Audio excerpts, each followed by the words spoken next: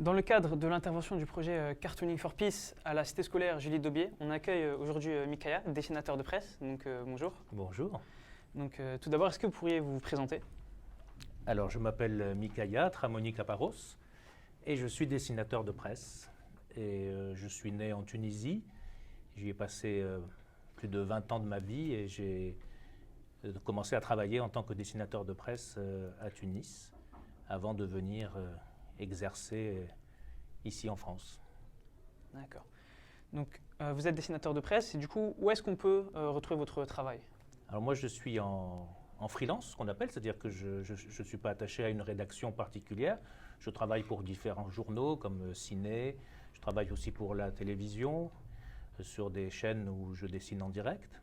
Je travaille aussi pour des portails informatiques. Donc plusieurs supports qui permettent de faire ce métier qui consiste à réagir sur l'actualité. D'accord. Pour donner peut-être un peu envie à ceux qui nous regardent d'aller chercher votre travail, comment vous présenteriez ce que vous dessinez? Déjà, si vous voulez chercher mon travail, vous tapez Mikaya, M-Y-K-A-I-A, sur Google. Vous tomberez sur mon site et mon blog. Je suis aussi sur les réseaux. Je définirai mon style de Mikayesque, c'est-à-dire dessiné par Mikaya.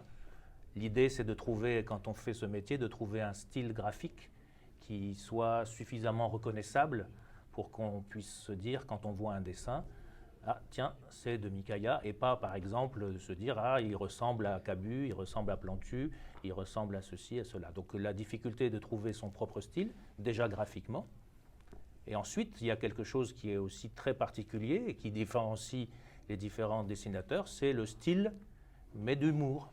Donc on voit bien que le dessin, et c'est ça une des beautés du dessin de presse, c'est qu'il y a plusieurs styles, plusieurs façons de sourire, plusieurs façons d'aborder les mêmes problématiques.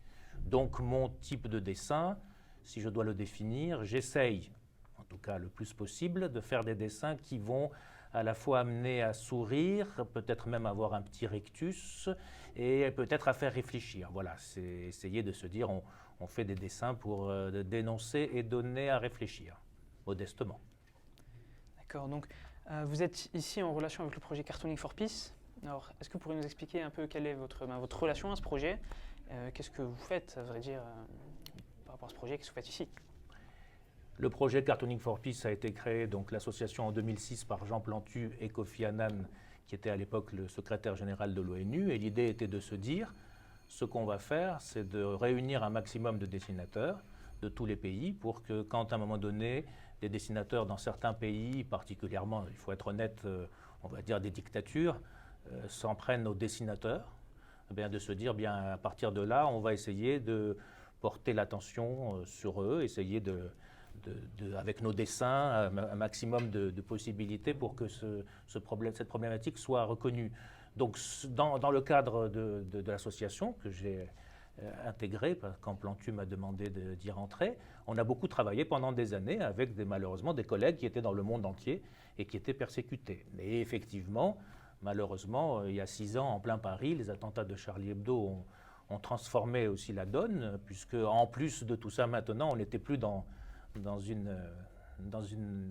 un pays qui torturait ses dessinateurs, mais c'est plutôt des gens qui sont intervenus. Et là, s'est posé la question de se dire, est-ce que l'éducation nationale a demandé à Cartooning for Peace, est-ce qu'il y aurait des dessinateurs qui accepteraient, en plus de leur travail, de venir faire des ateliers d'échange et de communication, de pédagogie avec les lycéens, les collégiens, tout ça pour échanger sur quand même ce qui se passe et ce qui s'est passé.